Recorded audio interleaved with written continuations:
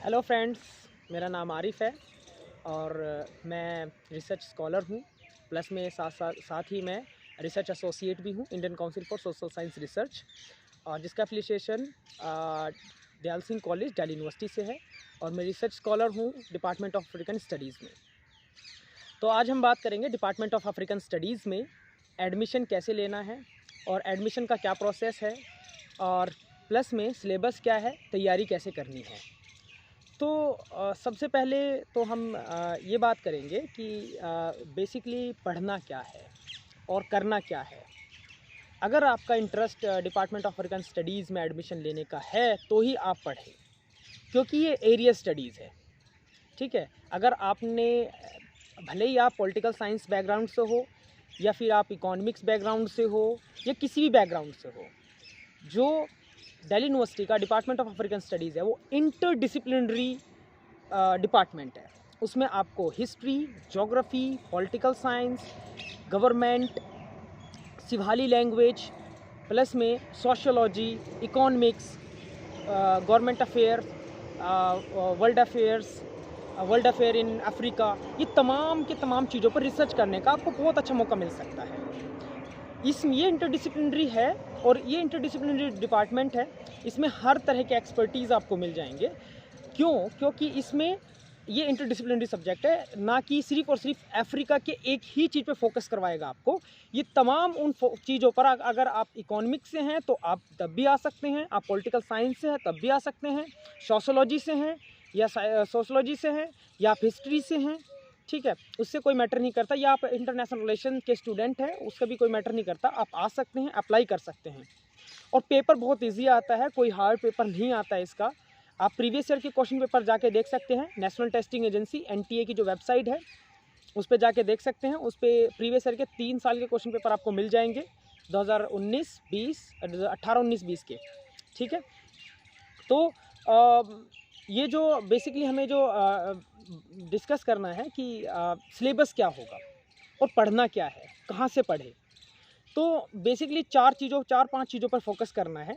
पहले तो हमें फोकस करना है basic African politics, second basic African history, third basic African geography, fourth basic African culture and fifth basic African economics. ये चीज़ें, तमाम की तमाम चीज़ें इन सब चीज़ों के अंदर आ जाएगी। मैंने जो बोला है बेसिक वर्ड बोला है, ना कि African history, African geography, African polity, African culture, African economy, इनके बारे में नहीं बोला मैंने सिर्फ बेसिक चीज़ें बोली है। अगर हम बेसिक अफ्रीकन पॉलिटिक्स की बात करें तो हमें बेसिकली ये पता करना है, ये चीज़ को कि सब कुछ ऑब्जेक्टिव है, बहुत टिक मार्क के क्वेश्चन है, आपको करके जस्ट छुट्टी। ठीक है, उसमें आपको करना क्या है, सबसे पहले तो आपको करना है कि जितने भी कंट्री हैं, 54 देश है, 55 देश हैं, ठीक है, जिनको यूनाइटेड नेशन ने ऑथराइजेशन दिया हुआ है, ठीक है, ऑथराइज़ किया हुआ है, कुछ अनऑथराइज भी हैं, ठीक है। तमाम के प्रेसिडेंट कौन हैं, ठीक है, एक तो सबसे इम्पोर्टेंट ये, यानी कि हेड ऑफ द कंट्री कौन है, हेड ऑफ द स्टेट कौन है, हेड ऑफ द गवर्नमेंट कौन है। ये 2 इम्पोर्टेंट क्वेश्चन है, इससे 1-2 क्वेश्चन बनता ही बनता है। दूसरा, वो कौन सी किसी भी कंट्री के लिबरेशन मूवमेंट के बारे में पूछ सकते हैं कि उस कंट्री के अंदर कौन सा लिबरेशन मूवमेंट हुआ, या उस कंट्री की वो आज कंट्री लिबरेट कब हुई, आज़ाद कब हुई। ठीक है, उस कंट्री में उस कंट्री को आज़ाद करवाने में किसका सबसे बड़ा हाथ है।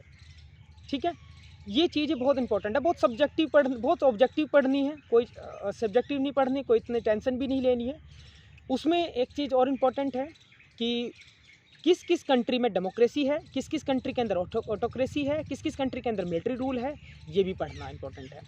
या फिर डेमोक्रेटिक इंडेक्स के अकॉर्डिंग किस कंट्री का क्या नंबर है, ये, क्योंकि इसमें डायरेक्ट क्वेश्चन आएंगे, आपसे डायरेक्ट पूछा जाएगा कि साउथ अफ्रीका को आज़ादी कब मिली, ठीक है, या आपसे पूछा जाएगा नेल्सन मंडेला के द्वारा एक बुक लिखी गई थी, वो कौन सी है, या आप पूछा जाएगा कि नेल्सन मंडेला किन भारतीय विचारक से प्रभावित थे, या किन भारतीय नेता से प्रभावित थे, किस भारतीय नेता का उनके ऊपर, भारतीय लीडर का, जो या भारत के राष्ट्रपिता का उनके ऊपर क्या प्रभाव था, या उन्होंने किस तरीके साउथ अफ्रीका के अंदर अपना मूवमेंट दिया। ठीक है, और उन्होंने किस तरीके से दूसरे देशों से क्या सीखा। ठीक है, तो बहुत बेसिक चीज़ पढ़नी है और बहुत बेसिक क्वेश्चन आएंगे। आप प्रीवियस ईयर के क्वेश्चन पेपर में जाके देख सकते हैं, बहुत कॉमन चीज़ें पूछी गई है, कोई हार्ड चीज़ नहीं पूछी गई है।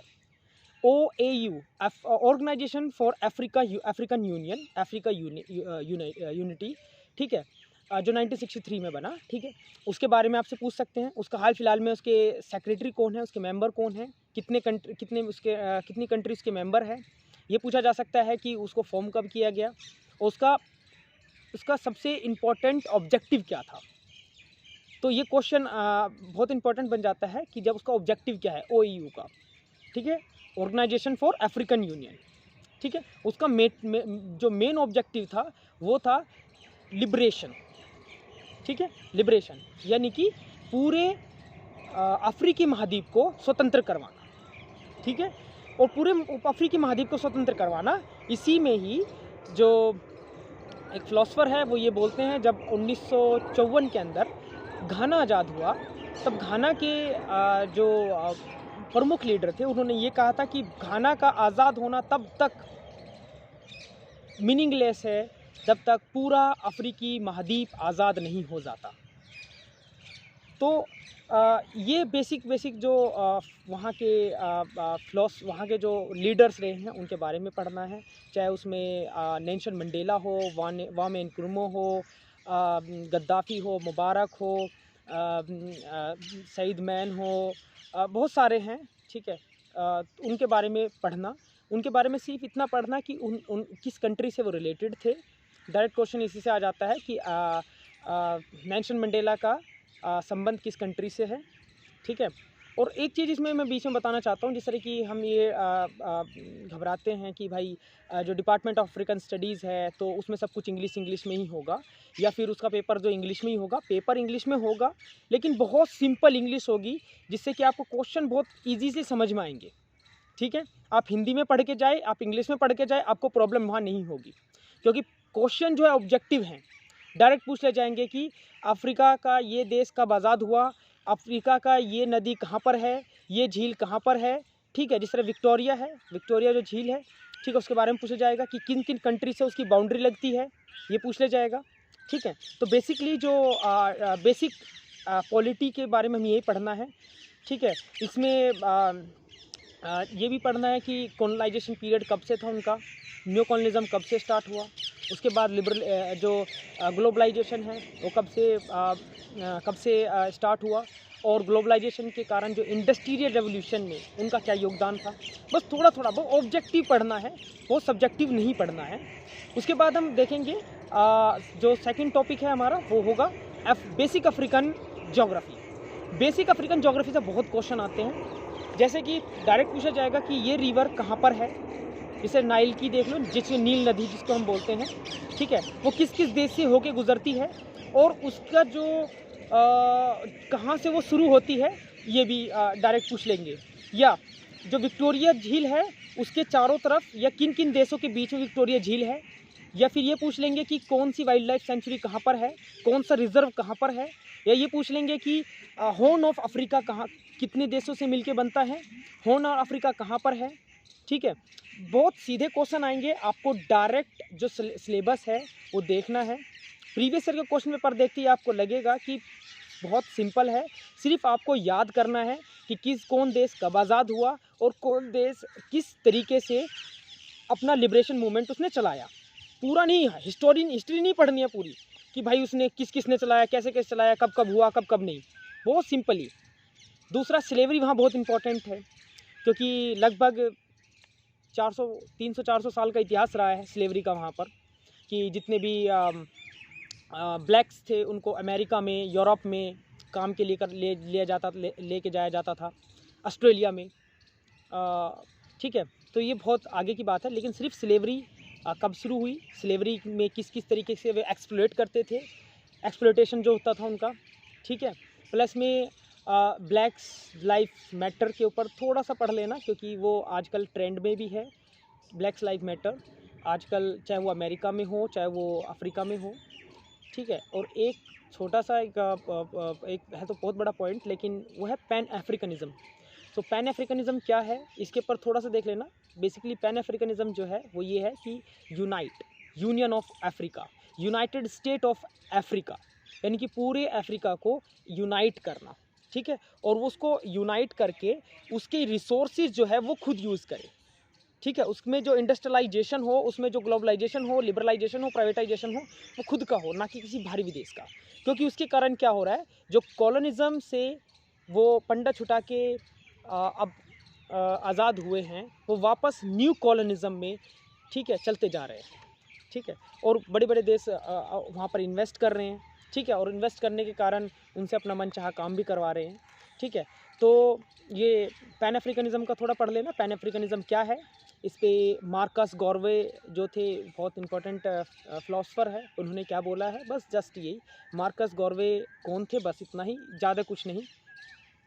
पॉलिटिकल मतलब अफ्रीकन जोग्राफ़ी में नदी कहाँ है, झील कहाँ है, किस तरफ से समुद्र कौन सा लगता है, ओशन, सी, ठीक है, प्लस में झील कौन सी है, कहाँ पर है, नदियाँ कौन सी इंपॉर्टेंट है, डेज़र्ट, सहारन डेज़र्ट, ठीक है, कौन सा डेज़र्ट कहाँ पर है, ठीक है, और सहारन डेज़र्ट में कितनी कंट्रियाँ आ जाती हैं, ठीक है, प्लस में वहाँ की इंपॉर्टेंट लैंग्वेजेस क्या है जो हम कल्चर में पढ़ेंगे, इंपॉर्टेंट कौन कौन सी लैंग्वेज वहाँ पे बोली जाती है, ठीक है, वहाँ की जो नेटिव्स है, ठीक है, उनकी कौन सी लैंग्वेज है, ठीक है, ये हम कल्चर में देखेंगे। प्लस में उनका कल्चर कैसा है, कल्चर इन द सेंस कि क्योंकि वहाँ पर ट्राइब्स एरिया बहुत ज़्यादा है, ठीक है, तो ट्राइब्स कौन कौन से ट्राइब कम्युनिटीज़ हैं, ठीक है, और इनको भी देखना, कौन सी वाइल्ड लाइफ सेंचुरी कहाँ पर है, ठीक है, ये बहुत इंपॉर्टेंट चीज़ें हैं, बहुत ये डायरेक्ट क्वेश्चन आएगा, मैं आपको पहले बता रहा हूँ, बहुत डायरेक्ट क्वेश्चन आएगा, ठीक है। उसके बाद हम हिस्ट्री की बात करेंगे। हिस्ट्री में हम देखेंगे कि हिस्ट्री यानी कि अफ्रीका जो है वैसे तो बहुत पुराना महाद्वीप है, उसके इतिहास का कब से है, कैसे है, ये तो हम ये सब नहीं पढ़ेंगे। हम शुरुआत करेंगे कुछ एम्पायर्स की, जैसे कि फ़ैरोज़, ठीक है, या फिर जैसे कि हाँ ब्रिटिशेस, पोर्तुगीज़, फ्रेंच, स्पेनिश, जर्मन्स, ठीक है, उनका वहाँ पर जो कॉलोनीज़ थी, उनके जो इम्पीरियलिज़म का जो उनका वहाँ पर प्रभाव था या उनकी कॉलोनीज़ थी, उनके बारे में थोड़ा सा देखना है कि कौन सा देश किसकी कॉलोनी थी। जैसे कि अगर हम बात करें सूडान, साउथ सूडान और इजिप्ट की, तो ये ब्रिटिश की कॉलोनी थी, ठीक है, तो फ्रेंच की भी अलग कॉलोनीज़ थी और स्पेन की भी अलग थी, पोर्तुगीज़ की भी अलग थी, जर्मन्स की भी अलग थी, सबकी वहाँ पर कॉलोनीज़ थी, जितनी यूरोपियंस कंट्री है, ठीक है, लगभग सबकी वहाँ पर कॉलोनीज़ थी, ठीक है, बहुत छोटे छोटे देश ऑस्ट्रिया की भी वहाँ कॉलोनी थी, ठीक है, तो ये किसकी कॉलोनी, कौन सा देश किसी कॉलोनी में आता था, ये भी एक डायरेक्ट क्वेश्चन बन सकता है, ठीक है। और दूसरी चीज़ इसमें इम्पोर्टेंट है कि वहाँ पर जो हिस्ट्री है वो हमें बहुत बहुत गहराई में नहीं जाना है, ठीक है, बहुत इम्पोर्टेंट चीज़ पढ़नी है कि वहाँ जो फैनो क्या चीज़ होती है, या फिर फैनो अफ्रीकन्स क्या होते हैं, ठीक है, वो जैसे सिलेबस में देखो बहुत क्लियर दिया हुआ है, वो क्वेश्चन पेपर देखोगे तो उसमें पता लग जाएगा हिस्ट्री में हमें क्या पढ़ना है, ठीक है। और इसके अलावा हम थोड़ा सा देख सकते हैं ऑर्गेनाइजेशंस का, जैसे कि जिस तरह की OU तो मैंने बताया, ऑर्गेनाइजेशन फॉर अफ्रीकन यूनियन, ठीक है, उसके अलावा उसका किस किस देशों से क्या क्या रिलेशन है, यानी कि जिसको हम फॉरेन पॉलिसीज़ में देखते हैं, जैसे कि भारत का अफ्रीका से क्या क्या रिलेशन है, भारत का अफ्रीका के किस देश में सबसे ज़्यादा ट्रेड होता है, ठीक है, जिसको हम इकोनॉमिक्स में देखेंगे, किस देश से हमें सबसे ज़्यादा किस देश में हमारा सबसे ज़्यादा ट्रेड है, किस देश में हम एक क्वेश्चन तो पिछली बार ये आया था कि ऐसा कौन सा अफ्रीकी देश है जो कि जिसमें सबसे ज़्यादा भोजपुरी स्पीकर्स है, तो मॉरिशस है, आप सभी जानते भी होंगे, ठीक है, और वहाँ के जो अभी हाल फिलहाल में हेड ऑफ़ द स्टेट बने हैं वो भी भोजपुरी ही हैं, ठीक है, तो भारतीय मूल के ही हैं वो भी, हालांकि काफ़ी सालों से हैं, ठीक है, पीढ़ी दर पीढ़ी वो है, लेकिन एक मूल निवासी तो वो भारत के ही होंगे। तो ये डायरेक्ट क्वेश्चन आया था। प्लस में ये पूछ लिया जाएगा कि किस देश की बाउंड्री सबसे ज़्यादा सी से लगी हुई है, ये भी एक डायरेक्ट क्वेश्चन बन जाता है। या फिर ये पूछा जाएगा कि किस कंट्री का जो HDI है वो सबसे ज़्यादा है, ह्यूमन डेवलपमेंट इंडेक्स जो है वो सबसे ज़्यादा है, या फिर जो डेमोक्रेटिक स्ट्रक्चर है वो किस देश का कैसा है। और इकोनॉमिक्स में हमें बेसिकली ये पढ़ना है कि किस कंट्री का क्या क्या प्राइमरी है, ठीक है। यानी कि अगर हम अफ्रीका के साउथ अफ्रीका की बात करें तो वहाँ पर उनका प्राइमरी जो उनके जो प्राइमरी उद्योग है वो क्या है, ठीक है। उनका जो प्राइमरी जो उनकी डिपेंडेंसी है वो किसके ऊपर है, किस किस कंट्री में किस किस चीज़ की खान है, कोयले की खान कहाँ पर है, इस्पात कहाँ पर है जिसको हम लोह बोलते हैं, या फिर जो जिस तरह की डायमंड जिसको लेकर सबसे ज़्यादा लड़ाई हुई है, एक फिल्म भी है ब्लड डायमंड, वो लगभग उसी के ऊपर है, अफ्रीका के पूरे के दी हुई है, ठीक है। सो ये बेसिक चीज़ों को हमें पढ़ना है और बेसिक चीज़ से ही क्वेश्चन आएंगे। ये नहीं कि हमें बस अफ्रीका खोल के बैठ गए उसमें सब कुछ पढ़ लिया। ऑब्जेक्टिव पढ़ना है, बहुत कम चीज़ों को पढ़ना है और उन्हीं चीज़ों को पढ़ना है जो बेसिक है, प्लस में इंटरनेशनल उनका जो करंट रिलेशन चल रहा है, किसी देश का कौन प्रधानमंत्री या राष्ट्रपति वहाँ गया, किस देश के अंदर कितना उनका किसके साथ कितना व्यापार है, कितना ट्रेड है, ये भी बहुत इंपॉर्टेंट क्वेश्चन बन जाता है, ठीक है। और इसके साथ में जो प्रीवियस ईयर के क्वेश्चन पेपर है जो मैंने आपको बताए थे, प्रीवियस ईयर के क्वेश्चन पेपर बहुत ज़रूरी है। जैसे ही आप प्रीवियस ईयर के क्वेश्चन पेपर देखोगे तो आपको खुद ब खुद समझ में आ जाएगा कि कितना ईजी पेपर आता है। अगर आप पढ़े हो, अगर आपने ग्रेजुएशन में अच्छे से पढ़ा है, ठीक है, छोड़ो कोई बात नहीं, अगर ग्रेजुएशन में भी अच्छे से नहीं पढ़ा है, आप एंट्रेंस के अगर आप अभी से तैयारी करने लगे तो ज़्यादा टाइम नहीं, आपको 1 या 2 महीने के वक्त के अंदर ही आप एडमिशन ले सकते हैं, ठीक है। उसका एंट्रेंस होता है, प्लस में दूसरा प्रोसेस है, अगर आप नेट होल्डर है तो आपको एंट्रेंस नहीं देना पड़ेगा, ठीक है, वो डायरेक्ट इंटरव्यू के लिए कॉल होता है आपको। और दूसरी खुशखबरी ये भी है कि 2022 में 2021 और 22 के जो एडमिशन होंगे वो एमफिल में नहीं होंगे, वो डायरेक्ट PhD में एडमिशन होंगे। सो जितने भी नेट होल्डर है, JRF होल्डर हैं, उनको डायरेक्ट कॉल होती है इंटरव्यू के लिए, और जो नेट JRF होल्डर नहीं है उनको एंट्रेंस के लिए बोला जाता है, उनको एंट्रेंस दिया जाता है। एंट्रेंस में जो 50% मोर देन 50% जिसके मार्क्स आते हैं उसका इंटरव्यू के लिए सिलेक्शन होता है। मेरी इस बार 2020 के एग्ज़ाम में सेकंड रैंक आई थी और उसके बाद मुझे इंटरव्यू के लिए बुलाया गया। दैन मैंने इंटरव्यू में अपना रिसर्च प्रपोज़ल दिया। तो ये जो वीडियो है ये फर्स्ट वीडियो है, और इसके बाद इंटरव्यू कैसे होगा, इंटरव्यू में क्या क्या पूछा जाएगा, क्योंकि अभी तो हमें तैयारी करनी है एंट्रेंस की, ठीक है। इंटरव्यू के लिए कॉल होता है तो उसमें क्या किया जाएगा, हम इस चैनल ऑलवेज राइज जो चैनल है उसको लाइव सब्सक्राइब एंड शेयर कीजिए। उस पर आपको बता दिया जाएगा, आपको उसमें वीडियो भी डाली जाएगी, नॉट इवन कि आपको सिर्फ डिपार्टमेंट ऑफ अफ्रीकन स्टडीज़, तमाम की तमाम यूनिवर्सिटीज़ में किस तरीके से इंटरव्यू होते हैं, और इंटरव्यू से पहले हमें किस तरीके के रिसर्च प्रपोजल या फिर सिनॉप्सिस को कैसे लिखना है उसको भी हम बताएंगे आपको। ये बहुत इंपॉर्टेंट हो जाता है। पहले आपसे गुजारिश है कि आप इस चीज़ को देखें, पढ़ें, देन उसके बाद आप इंटरव्यू के लिए देखें। तो अंत में धन्यवाद।